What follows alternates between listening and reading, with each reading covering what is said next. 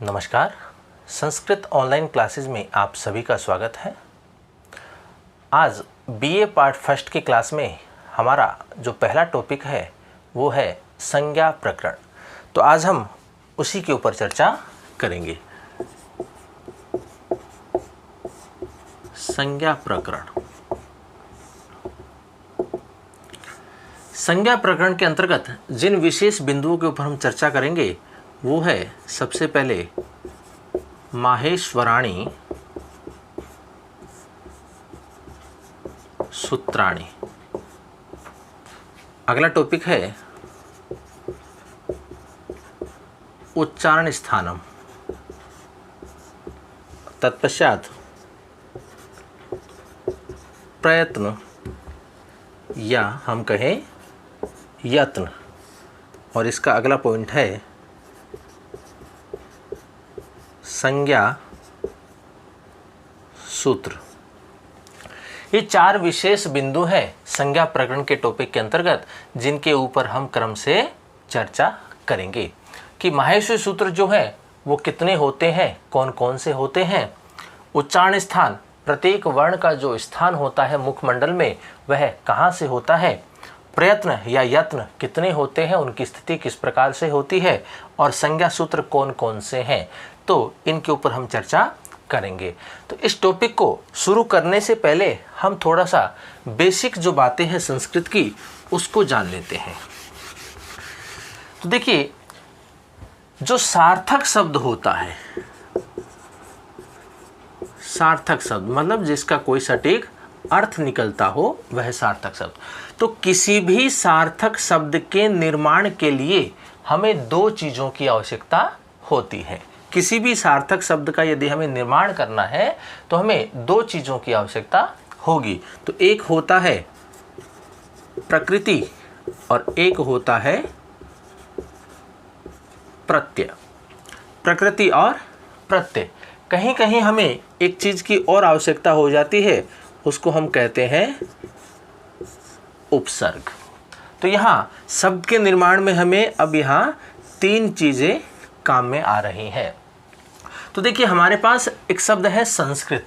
हम इसी शब्द को लेते हैं, इसी शब्द को हम सिद्ध करते हैं कि इस शब्द का जो निर्माण है वो कैसे हुआ है। तो यहाँ जो प्रकृति है उसका मतलब होता है मूल धातु।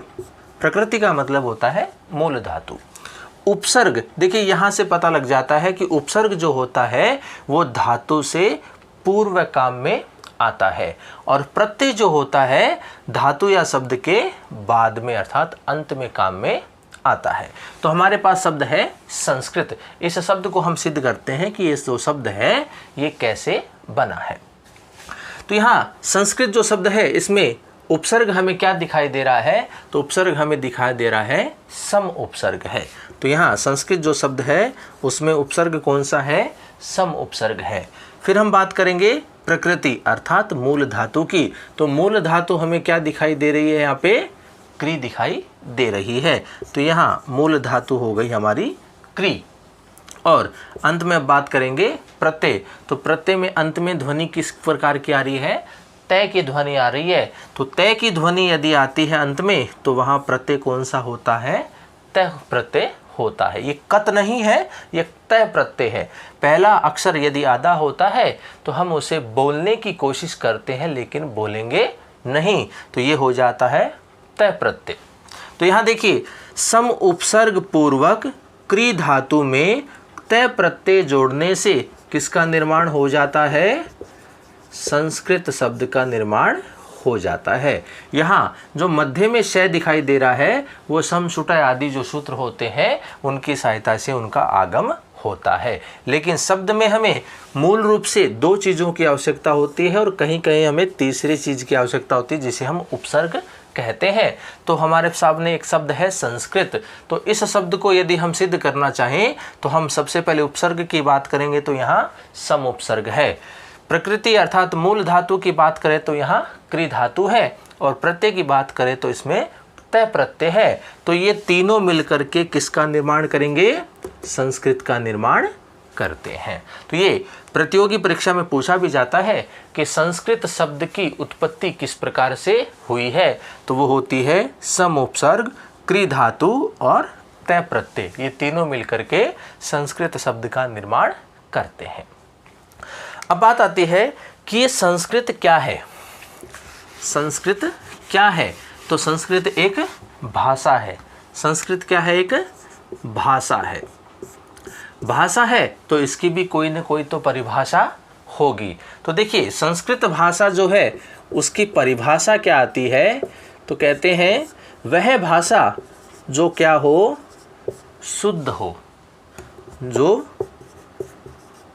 परिमार्जित हो और जो परिष्कृत हो, वह भाषा कैसी होती है? संस्कृत भाषा होती है। वह भाषा जो शुद्ध हो, परिमार्जित हो, परिष्कृत हो, वह भाषा संस्कृत भाषा होती है। तो देखिए शुद्ध का मतलब क्या हो गया? जहाँ से अशुद्धता नष्ट हो जाए तो क्या बचेगा? शुद्धता बचेगी। अब देखिए संस्कृत के अंतर्गत हम किसका अध्ययन करते हैं? सूत्रों का अध्ययन करते हैं, जिसको हम क्या बोलते हैं हिंदी में? नियम बोलते हैं। तो जहाँ काम नियम से होता है तो वहाँ अशुद्धता नहीं रहती है, तो वो क्या होती है? शुद्धता होती है। परिमार्जित, परिमार्जित का मतलब होता है जहाँ से दोषों को निकाल दिया गया हो, दोषों को समाप्त कर दिया गया हो। जहाँ हम काम नियम से कर रहे हैं, सूत्रों की सहायता से कर रहे हैं, तो वहाँ दोष हो ही नहीं सकते हैं। अगर कोई दोष आता भी है तो हम सूत्र की सहायता से, नियम की सहायता से उसको दूर कर देते हैं। तो वह कैसी हो जाती है? भाषा परिमार्जित हो जाती है। फिर बात आती है परिष्कृत। परिष्कृत का मतलब होता है अच्छे ढंग से जचाया हुआ। तो यहाँ संस्कृत के अंतर्गत एक नियम के बाद दूसरा नियम, उसके बाद तीसरा नियम, अर्थात जो नियम होते हैं वो क्रम से आते हैं। क्रम से आते हैं तो वह जो स्थिति है वो अच्छी प्रकार से जचाया हुआ होता है। जैसे अगर किसी की इत संज्ञा होती है तो उसकी लोप संज्ञा होकर के उसका लोप हो जाता है। ये क्रम है, पहले लोप हो बाद में इत संज्ञा हो, ऐसी स्थिति नहीं है। अगर इत संज्ञा पहले होती है तो उसके पश्चात लोप संज्ञा होना निश्चित होता है। तो इसलिए यहाँ चीज़ें क्या है? क्रम से जचाई हुई होती है, इसलिए भाषा कैसी है? परिष्कृत है। तो जो भाषा शुद्ध है, परिमार्जित है, परिष्कृत है, तो वह भाषा कौन सी होती है? संस्कृत भाषा होती है। अब हम बात करें कि जो भाषा होती है उसका निर्माण किससे होता है? भाषा किससे बनती है? तो भाषा जो है वो बनती है वाक्यों से। वाक्य से किसका निर्माण होगा? भाषा का निर्माण होगा। तो वाक्य किससे बनेंगे? ये भी एक प्रश्न बनता है। तो वाक्य जो होते हैं वो शब्द या हम जिसको कहते हैं पद, उनसे मिलकर के वाक्य का निर्माण होता है। और शब्द या पद किससे बनेंगे? वो बनेंगे वर्ण, अक्षर या हम उसको कहें ध्वनि। वर्ण, अक्षर या ध्वनि मिलकर के किसका निर्माण करते हैं? शब्द या पद का निर्माण करते हैं। शब्द या पद मिलकर के किस का निर्माण करते हैं? वाक्य का निर्माण करते हैं। और वाक्य मिलकर के किसका निर्माण करते हैं? भाषा का निर्माण करते हैं। तो भाषा का मूल ये कहें या फिर भाषा की सबसे छोटी इकाई कौन सी होती है? प्रतियोगी परीक्षा में पूछा जाता है कि भाषा की सबसे छोटी इकाई क्या है? तो वो क्या आती है? वर्ण, अक्षर या फिर ध्वनि हम जिसको कहते हैं। तीनों एक ही बात है। छोटा सा एक अंतर होता है कि जो वर्ण होता है वह लिखा जाने वाला सबसे छोटा अक्षर होता है, छोटा होता है, छोटी इकाई होती है। और अक्षर या ध्वनि जो होती है वो बोले जाने वाली सबसे छोटी इकाई होती है। तो छोटा सा अंतर है। बाकी जो मूल होता है भाषा की सबसे छोटी इकाई कहें या भाषा का मूल अगर हम कहें तो वर्ण, अक्षर या ध्वनि होती है। अब इन वर्ण, अक्षर या ध्वनि का जो हमें ज्ञान होता है वो कहाँ होता है? तो अब हमारा ये जो टॉपिक है ये यहाँ से शुरू हो जाता है कि वर्ण, अक्षर या ध्वनि का जो हमें ज्ञान होता है वो माहेश्वर सूत्र से होता है। कहाँ से होता है? माहेश्वर सूत्र से होता है, क्योंकि उसमें वर्णों की ही बात की गई है। तो देखिए हम शुरू करते हैं इनको। ये तो जो था वो कुछ बेसिक बातें थी संस्कृत को लेकर के। अब हम हमारा जो टॉपिक है सबसे पहले संज्ञा प्रकरण, उसको अब हम प्रारंभ कर रहे हैं। तो संज्ञा प्रकरण के अंतर्गत सबसे पहले बात किसकी आती है? माहेश्वर सूत्रों की। सबसे पहला प्रश्न तो यही बनता है कि माहेश्वर सूत्रों की संख्या कितनी है? तो वो होती है 14, जिसको हम कहते हैं चतुर्दश। चतुर्दश अर्थात 4 और 10 कितने होते हैं? 14 होते हैं, तो वो हो गया 14। तो सबसे पहला प्रश्न बना हमारा माहेश्वर सूत्रों की संख्या कितनी है? तो वो होती है 14 अर्थात चतुर्दश होती है। अब प्रश्न बनता है कि कौन कौन से होते हैं, तो उनको हम जान लेते हैं यहाँ पे। तो देखिए माहेश्वर सूत्र जो होंगे वो हमें क्रम से ही याद करने होते हैं, क्योंकि हमारी जो संस्कृत व्याकरण जो है वो संपूर्ण इसी माहेश्वर सूत्र के ऊपर टिकी हुई है। अगर एक भी क्रम गलत हो जाता है, ऊपर नीचे हो जाता है, तो हमारी संपूर्ण संस्कृत व्याकरण ही बदल जाती है। तो पाणिनि का जो व्याकरण है अष्टाध्यायी, उसका आधार ही क्या है? माहेश्वर सूत्र है। तो देखिए माहेश्वर सूत्र जो 14 होते हैं वो कौन कौन से हैं? तो सबसे पहले आता है ए ई ऊण, फिर आता है री लृक, फिर है ए ओंग, ऐ औच, है य वैरट, लण, यम ञण नम, जभय, घड़धस, जब गड़ दश, ख फ छ ठ थ च ट त व,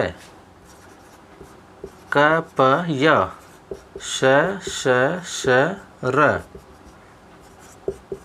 और हल। तो देखिए 1 2 3 4 5 6 7 8 9 10 11 12 13 और 14। तो ये जो 14 जो है वो माहेश्वर सूत्र कहलाते हैं और हमें इसी क्रम में ही हमेशा याद करने होते हैं। तो सबसे पहला सूत्र आता है ए ई ऊण, री लृक, ए ओंग, ऐ औच, हाय वराट, लण, यम यण नम, जभय, घड़ धस, जब गड़ दश, ख फ छ ठ थ च ट त व, क प य श श श र और हल। तो इस प्रकार से ये हमारे 14 माहेश्वर सूत्र होते हैं। और पेपर में ये प्रश्न आता है अक्सर कि माहेश्वर सूत्रों की संख्या कितनी होती है, नाम बताइए या उनको बताइए। तो ये 14 माहेश्वर सूत्र होते हैं। इन माहेश्वर सूत्रों में क्या इंपॉर्टेंट है, हमें क्या ध्यान में रखना चाहिए, प्रतियोगी परीक्षाओं के लिए भी किस प्रकार से प्रश्न इस माहेश्वर सूत्र के टॉपिक से पूछे जा सकते हैं, उसको भी हम देखते हैं। कि देखिए ध्यान से देखेंगे कि प्रत्येक सूत्र के अंत का जो अक्षर है वो कैसा दिखाई दे रहा है, हमें हलंत में दिखाई दे रहा है। तो इसका मतलब है कि ये जो अंतिम वर्ण है ये कैसे हैं? ये हमारे इत संज्ञक वर्ण है। और हम आगे पढ़ेंगे कि जिसकी इत संज्ञा होती है उसका क्या हो जाता है? लोप हो जाता है, अर्थात उसका नाश हो जाता है, वो वहाँ से खत्म हो जाता है। तो वह लोप हो जाता है, तो हम इनको कभी काउंट नहीं करते हैं। लेकिन कहाँ तक हमें पहुँचना है उसके लिए हमें इनको बताना होता है। तो अंतिम जो अक्षर हैं ये सारे के सारे क्या हैं? इत संज्ञक वर्ण है। तो प्रश्न ये बनता है कि इत संज्ञक वर्णों की संख्या कितनी है। तो देखिए प्रश्न का जैसा पूछा है उसके अकॉर्डिंग हमें यहाँ देखें तो 14 सूत्र हैं और 14 सूत्रों का अंतिम अक्षर कैसा है? हलंत में दिखाई दे रहा है। तो इसका मतलब तो आंसर क्या होना चाहिए? हमारा 14 होना चाहिए। अगर प्रश्न ये पूछा जाए कि इत संज्ञक वर्णों की संख्या कितनी होती है तो आंसर क्या आना चाहिए? 14 आना चाहिए, क्योंकि 14 सूत्र और अंतिम अक्षर 14 ही है इसमें, लेकिन ये आंसर गलत है। इत संज्ञक जो वर्ण है उनकी संख्या कितनी है? 15 होती है। वो 15 कैसे होगी वो देखिए, वो यहाँ से होगी। ये जो लण, ये जो सूत्र है, इस लय में जो ए मिला हुआ है उस ए को भी विद्वानों ने इत संज्ञक माना है। तो 14 तो ये हो गए, और 15वां कौन सा हो गया? ये लय में जो ए मिला हुआ है यह भी इत संज्ञक है। तो 14 और प्लस 1 कितने हो जाते हैं? 15 हो जाते हैं। इस प्रकार इत संज्ञक वर्णों की संख्या कितनी होती है? 15 होती है। तो एक प्रश्न इस प्रकार से इसमें पूछा जा सकता है कभी भी प्रतियोगिता जो परीक्षाएं होती है हमारी उसके अंतर्गत, कि इत संज्ञक वर्णों की संख्या कितनी होगी? 15 होगी। माहेश्वरी सूत्रों की संख्या कितनी होती है? 14 होती है। अब बात देखिए, आपसे प्रश्न पूछा जा सकता है कि माहेश्वरी सूत्रों में ऐसे कितने अक्षर हैं जिनकी आवृत्ति होती है? आवृत्ति का मतलब होता है रिपीट होना, दोहराना, कि ऐसा या ऐसे कितने वर्ण हैं जिनकी आवृत्ति होती है, जो 2 बार आया है या 2 से अधिक बार आया है। तो यहाँ देखिए, ये जो अंतिम अक्षर ये तो इत संज्ञक है, इनके तो इत संज्ञा होकर के लोप हो जाता है, तो हम इन अक्षरों को नहीं देखेंगे। इनके अलावा जो अक्षर बचे हुए हैं उनमें हमें देखना है कि ऐसे कितने अक्षर हैं जिनकी आवृत्ति होती है।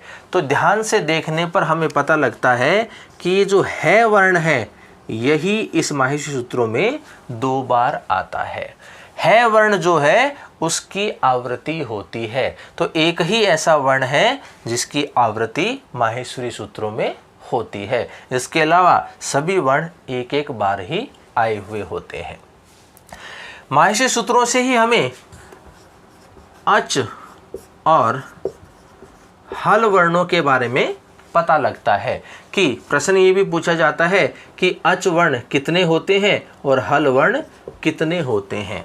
तो अब यहाँ देखिए, इनका पता हम कैसे करें? ये जो अच है, हल है, हम इसकी पहचान किस प्रकार करेंगे कि ऐसे शुरू करेंगे और कहाँ तक चलेंगे?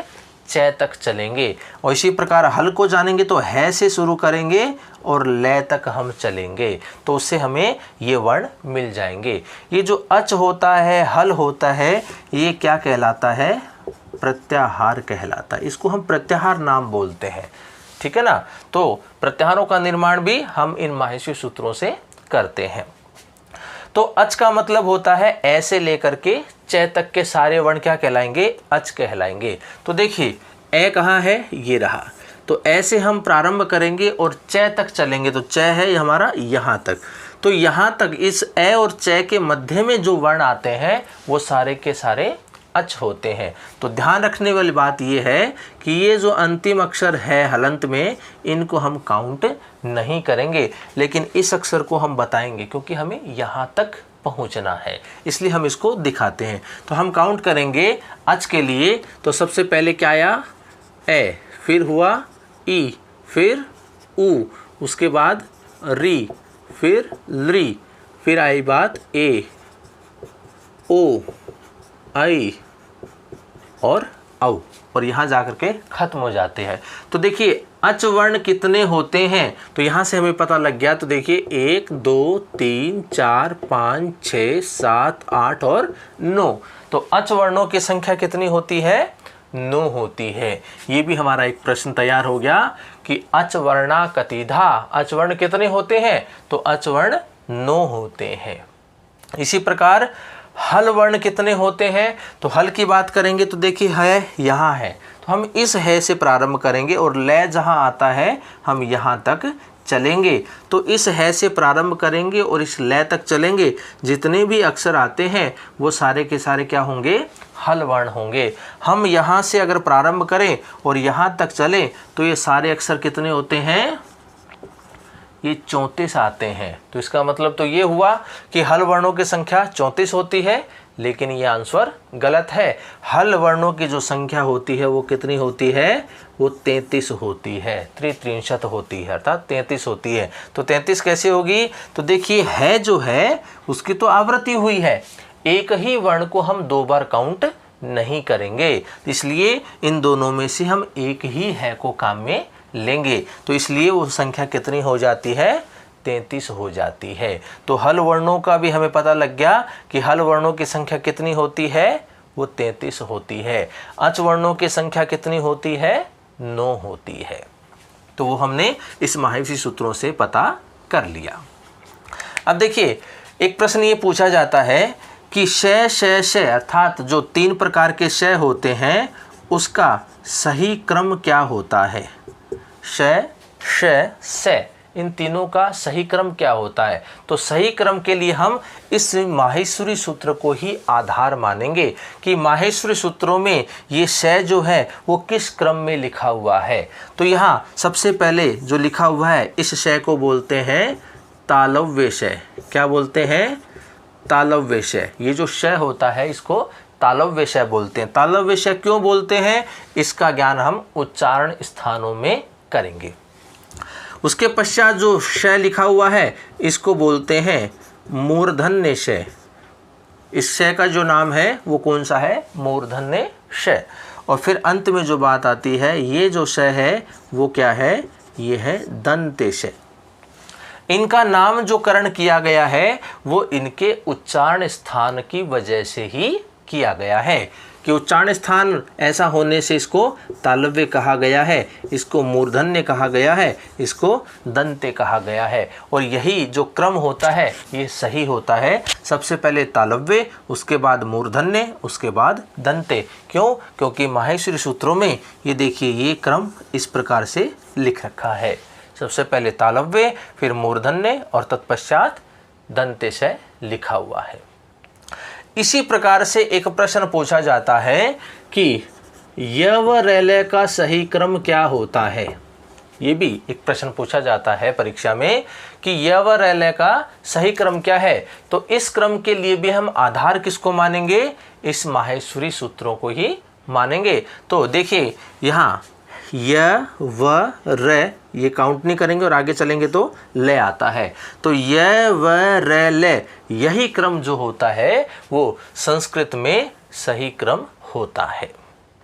तो हम बात करेंगे संस्कृत के आधार पर ही इसका सही क्रम क्या होता है। तो सबसे पहले य होता है, तत्पश्चात व होता है, तत्पश्चात र और अंत में ले होता है। तो यहाँ इसका क्रम भी ये होगा। तो इसका आधार हम किसको मानेंगे, माहेश्वरी सूत्रों को ही मानेंगे, क्योंकि हमारी संपूर्ण संस्कृत व्याकरण का ही आधार क्या है, माहेश्वरी सूत्र है। इन 14 सूत्रों की सहायता से भगवान पाणिनि ने लगभग 4000 सूत्र लिखे हैं। इन 14 सूत्रों की सहायता से लगभग 4000 सूत्रों के अंतर्गत संपूर्ण संस्कृत व्याकरण की रचना पाणिनि ने की है। पाणिनि, अब देखिए हम अक्सर बोलते हैं पाणिनि, तो पाणिनि जो शब्द है वह कौन सा शुद्ध है, ऐसा पूछा जाता है प्रश्न कि सही या शुद्ध शब्द कौन सा है। तो आपके सामने 4 ऑप्शन होते हैं। एक जैसे ये लिखा मैंने पाणिनि, एक मैंने इस प्रकार से लिखा, एक मैंने ऐसा लिखा और एक मैंने इस प्रकार से लिखा। तो कौन सा पाणिनि शब्द शुद्ध होता है। तो ये 4 ऑप्शन होते हैं। तो जो शुद्ध होगा शब्द वो होगा हमारा जहाँ दोनों मात्राएं कैसी हो, छोटी दिखाई दे रही हो। अणय में भी छोटी ई की मात्रा और नय में भी छोटी की मात्रा अगर दिखाई देती है तो यह जो पाणिनि शब्द है यह शुद्ध होता है। ये प्रश्न भी अक्सर पूछा जाता है संस्कृत की प्रतियोगी परीक्षा में, पाणिनि शब्द शुद्ध कौन सा है। अब प्रश्न आता है अगला कि पाणिनि की जो रचना है उसका नाम क्या है। तो पाणिनि की जो रचना है वह कौन सी है, अष्टाध्यायी। पाणिनि की रचना कौन सी है, अष्टाध्यायी। या प्रश्न ऐसा पूछ लिया जाए कि अष्टाध्यायी रचना किसकी है, इसके रचयिता कौन है, तो वो कौन है, पाणिनि है। पाणिनि की रचना कौन सी है, तो वो अष्टाध्यायी होती है। इस प्रकार से ये कुछ प्रश्न बनते हैं माहेश्वर सूत्रों से। तो यहाँ हमारे बीए पार्ट फर्स्ट के अंतर्गत जो प्रश्न पूछे जा सकता है वो यही है कि माहेश्वर सूत्र कितने होते हैं बताइए। तो इस प्रकार से माहेश्वर सूत्र कितने होते हैं, 14 होते हैं।